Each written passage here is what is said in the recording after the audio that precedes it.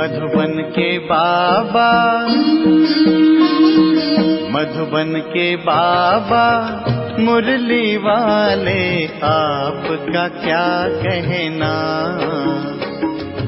आपका क्या कहना। ओम शांति। आज 31 जुलाई 2026 के साकार मधुर महावाक्य हैं।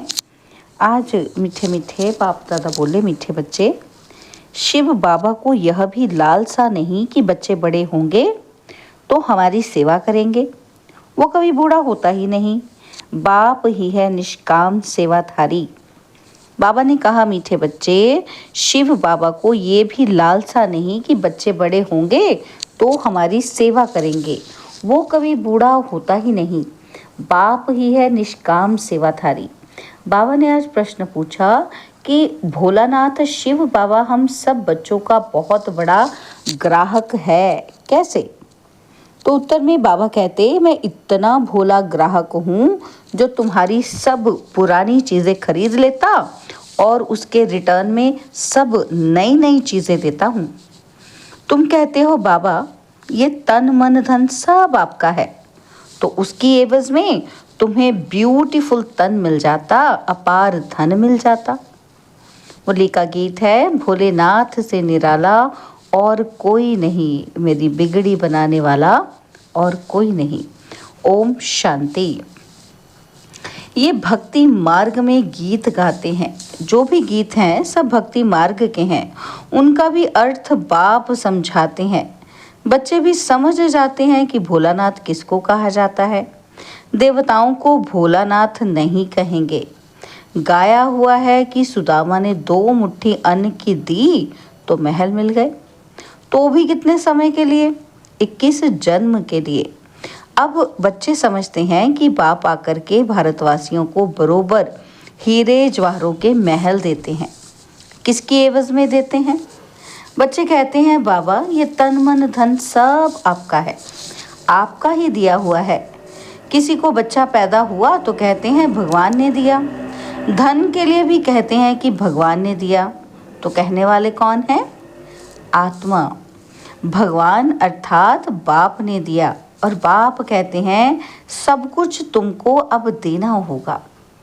उसकी एवज में हम तुमको बहुत ब्यूटीफुल तन ट्रांसफ़र कर देंगे, अपार धन देंगे। लेकिन किसको देंगे? ज़रूर बच्चों को ही देंगे।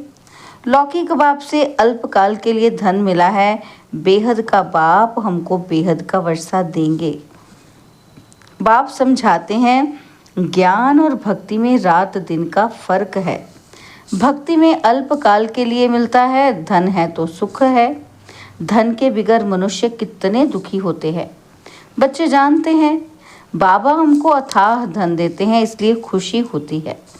सुख धाम में तो सुख की कोई कमी नहीं। हर एक को अपनी अपनी राजधानी है। उसको कहा जाता है पवित्र गृहस्थ आश्रम। तो बाप कितना भोला है, क्या लेते हैं और क्या देते हैं। कितना अच्छा ग्राहक है बाप। यूं भी बच्चों का तो बाप ग्राहक ही है। बच्चा पैदा हुआ और सारी मिल्कियत उनकी है। वह होते हैं हद के ग्राहक, और ये है बेहद का भोलानाथ, बेहद के बच्चों का ग्राहक। बाप कहते हैं, मैं परम धाम से आया हूँ, पुराना सब कुछ तुमसे लेकर नई दुनिया में तुमको सब कुछ देता हूँ।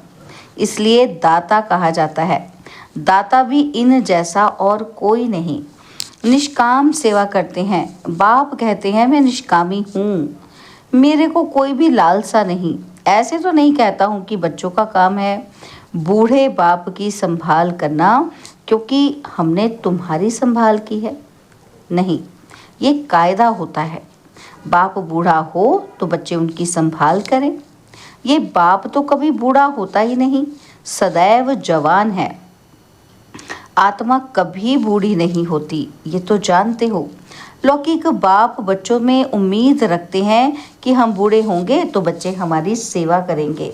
भल सब कुछ बच्चों को दे देते हैं, फिर भी सेवा तो होती है।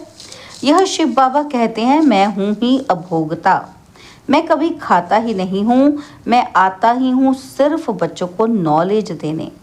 सुप्रीम रूह रूहों को बैठ समझाते हैं, रूह ही सुनती है। हर एक बात रूह करती है, संस्कार भी रूह ले जाती है, जिसके आधार पर शरीर मिलता है। यहाँ मनुष्यों की अनेक मतें हैं। कोई कहते हैं रूह परमात्मा ही ठहरा, उनको कुछ भी लेप छेप नहीं लगता है। आत्मा निर्लेप कह देते हैं। अगर आत्मा निर्लेप होती तो क्यों कहते पापात्मा पुण्यात्मा? अगर आत्मा निर्लेप है तो फिर कहा जाए पाप शरीर पुण्य शरीर। अभी तो तुम जानते हो कि सभी आत्माओं का रूहानी बाप हम रूहों को पढ़ा रहे हैं इस शरीर द्वारा। आत्मा को बुलाते भी है ना, कहते हैं हमारे बाप की आत्मा आई, टेस्ट ली। आत्मा ही टेस्ट लेती है, बाप तो ऐसा नहीं कहेंगे, वो तो अभोगता है। ब्राह्मणों को खिलाते हैं, आत्मा आती है, कहाँ तो विराजमान होती होगी ना, तो ब्राह्मणों आदि को खिलाना भारत में कॉमन बात है। आत्मा को बुलाते हैं, उनसे पूछते हैं, फिर कई बातें उनकी सच्ची भी निकलती हैं। ये पित्र आदि खिलाना यह भी ड्रामा में नूंद है, इसमें कोई वंडर नहीं खाना चाहिए। बाप नटशेल में ड्रामा के राज को बताते हैं। डिटेल तो इतनी ड्रामा की समझानी दे नहीं सकते, एक एक की समझाने में ही वर्ष लग जाए। तुम बच्चों को बड़ी सहज शिक्षा मिलती है। गाते भी हैं कि हे पतित पावन आओ, आकर हमको पावन बनाओ। उनका नाम ही है पतित पावन। ब्रह्मा विष्णु शंकर को पतित पावन नहीं कह सकते हैं, बाप को ही पतित पावन लिबरेटर कहते हैं। दुख हरता सुख करता भी उनको ही कहा जाता है। वह है निराकार। शिव के मंदिर में जाकर देखो, वहाँ लिंग रखा है। जरूर चैतन्य था तभी तो पूजा करते हैं। यह देवता भी कभी चैतन्य थे तब तो उनकी महिमा है। नेहरू चैतन्य में था तभी तो उनका फोटो निकाल महिमा करते हैं। कोई अच्छा काम करके जाते हैं तो उनका जड़ चित्र बनाए महिमा करते हैं, पवित्र की ही पूजा करते हैं। कोई भी मनुष्य की पूजा नहीं कर सकते, विकार से पैदा होते हैं ना, तो उनकी पूजा नहीं हो सकती। पूजा देवताओं की होती है जो सदैव पवित्र होते हैं। तुम जानते हो बाप आया था, फिर अब संगम पर आया है स्वर्ग की स्थापना करने। फिर द्वापर से रावण राज्य शुरू होगा। रावण राज्य शुरू होने से झट शिव का मंदिर बनाते हैं। अभी तो चैतन्य में नॉलेज सुना रहे हैं, वह सत्य है, चैतन्य है, उनकी ही महिमा गाते हैं। निराकार को शरीर तो चाहिए ना, तो बाप ही आकर विश्व को हेवन बनाते हैं। उस हेवन में राज्य करने के लिए तुम पुरुषार्थ कर रहे हो, स्वर्गवासी तुम बन रहे हो। निराकार परमपिता परमात्मा ज्ञान का सागर है, परंतु सुनाए कैसे? कहते हैं मैं इस शरीर में आया हूँ, मेरा ड्रामा में ये पार्ट है, मैं प्रकृति का आधार लेता हूँ। यह जो पहले नंबर का है, इनके ही बहुत जन्मों के अंत में मैं आकर प्रवेश करता हूँ और इनका नाम ब्रह्मा रखता हूँ। पहले ये सब भट्टी में थे तो बहुतों को नाम दिए थे, परंतु बहुतों ने फिर छोड़ दिया, इसलिए नाम रखने से क्या फायदा। तुम वह नाम देखो तो फिर वंडर खाओ। एक ही साथ सब इकट्ठे कितने रमणीक नाम आए, संदेशी नाम ले आती थी। ये लिस्ट भी जरूर रखनी चाहिए। सन्यासी भी जब सन्यास करते हैं तो उनका भी नाम बदल जाता है, घर बार छोड़ देते हैं। तुम छोड़ते नहीं हो, तुम ब्रह्मा के आकर बनते हो, शिव के तो हो ही, तुम कहते ही हो बाप दादा। सन्यासियों का ऐसे नहीं होता है, भल नाम बदलते हैं परंतु बाप दादा नहीं मिलता, उनको सिर्फ गुरु मिलता है। हठ योगी हद के सन्यासी और राजयोगी बेहद के सन्यासी में रात दिन का फर्क है। गाया भी जाता है ज्ञान भक्ति और वैराग्य, उनको भी वैराग्य है, परंतु उनका है घर बार से वैराग्य। तुमको सारी दुनिया से वैराग्य है, उनको पता ही नहीं कि सृष्टि बदलती है। तुम्हारा है बेहद का वैराग्य, यह सृष्टि खलास होनी है, तुम्हारे लिए नई दुनिया बन रही है, वहाँ जाना है, परंतु पावन होने बिगड़ तो वहाँ जा नहीं सकते। दिल में जचता है कि बरोबर नई दुनिया में देवी देवताओं का राज्य था, जो बाप अब स्थापन करते हैं। तुम जानते हो शिव बाबा को याद करने से हम पुण्य आत्मा बन जाएंगे। है बड़ा सहज, परंतु याद भूल जाती है। भक्ति मार्ग की रस्म रिवाज बिल्कुल ही अलग है। वापिस अपने घर तो कोई जा नहीं सकता। पुनर्जन्म सबको जरूर लेना है। घर जाने का समय एक ही है। फलाना मोक्ष को प्राप्त हुआ, ये तो गपोड़ा है।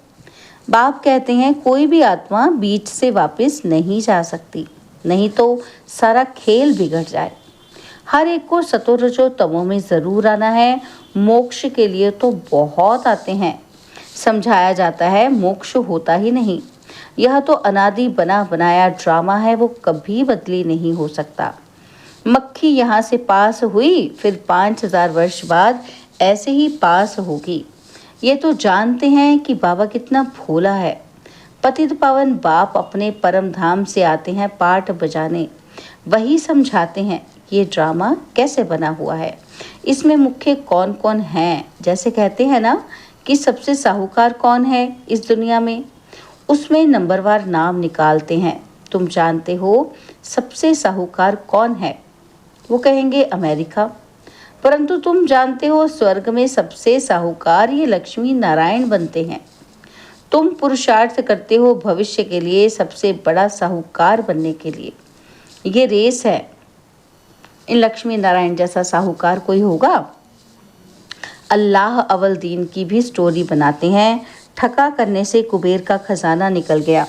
बहुत किस्म किस्म के नाटक बनाते हैं। अभी तुम्हारी बुद्धि में है कि ये शरीर छोड़ स्वर्ग में जाएंगे, हमको कारून का खजाना मिलेगा। बाप कहते हैं मुझे याद करने से माया एकदम भाग जाएगी। बाप को याद नहीं करते तो माया फिर तंग करती है। कहते हैं बाबा हमको माया के तूफान बहुत आते हैं। अच्छा, बाप को बहुत प्यार से याद करो तो तूफान उड़ जाएंगे। बाकी नाटक आदि बैठ बनाए हैं, बात है कुछ भी नहीं। बाप कितना सहज बताते हैं।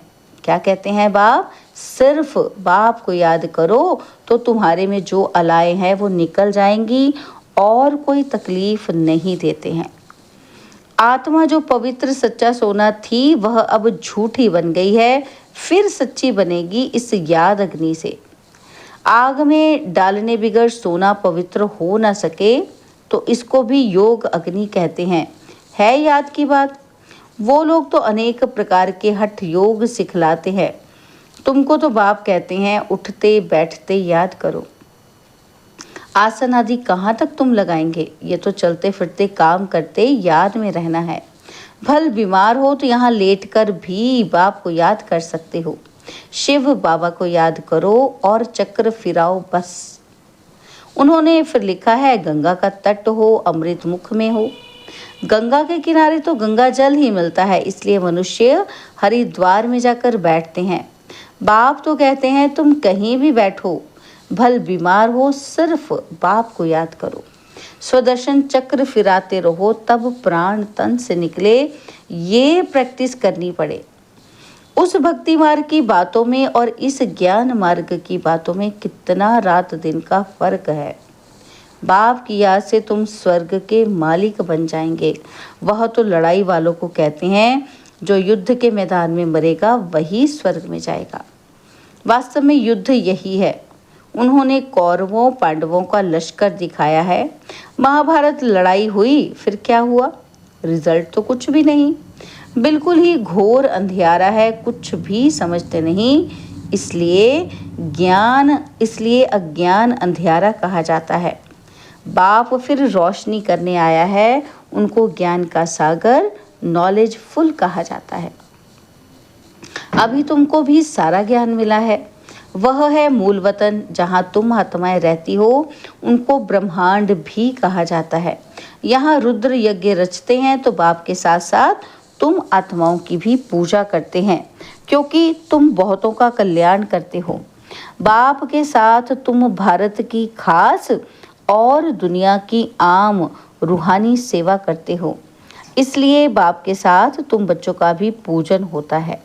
अच्छा, मीठे मीठे सिकिलदे बच्चों प्रति माता पिता बाप दादा का याद प्यार और गुड मॉर्निंग। रूहानी बाप की रूहानी बच्चों को नमस्ते। हम रूहानी बच्चों की रूहानी बाप दादाजी को दिलवा जान सिकवा प्रेम से नमस्ते।